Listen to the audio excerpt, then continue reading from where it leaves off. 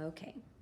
If you remember in our story yesterday about my brother is afraid of just about everything, we learned about some things that her brother is afraid of, like thunderstorms, and so he hides under the bed, the mailman because he doesn't like people with beards, in the bathtub because he's afraid he might go down the drain, the vacuum cleaner he thinks might be a monster. And then they go past the school, and she says, "Look, this is where you're going to be going." That tells us that he's probably like 3 or 4 because he doesn't go to school yet. And then they meet some of her friends. He's scared of them too, so he doesn't talk to them. And then a loud train comes by, and he doesn't really like the loud noises, so he hugs onto his sister because he's scared.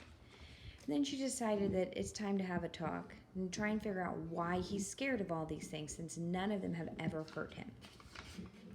So that's where we'll pick up today. My brother's face drooped. The corners of his mouth turned down and quivered. His shoulders came up to his ears. His big eyes looked at me. I felt like patting him on the back and saying that everything was okay.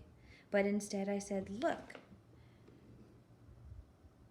you've got to get tough. It's silly to keep on being afraid of things that won't hurt you." Why is the brother afraid of all of these things?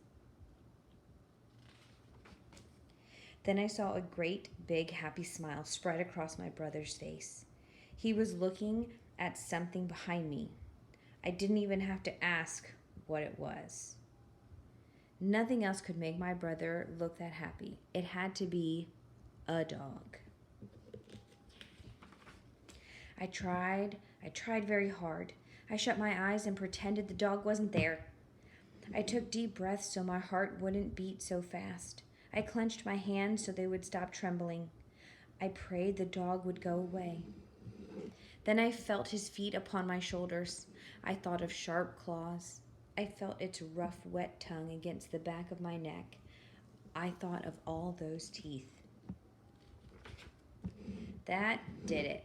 I couldn't get into the house fast enough. Across the yard I ran. I yanked open the screen door and quickly slammed it shut. I even hooked it. Safe behind the door, I stood catching my breath.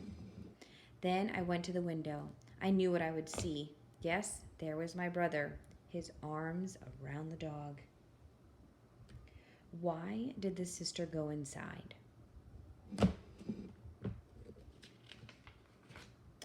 I watched them play together. I watched them for a long time.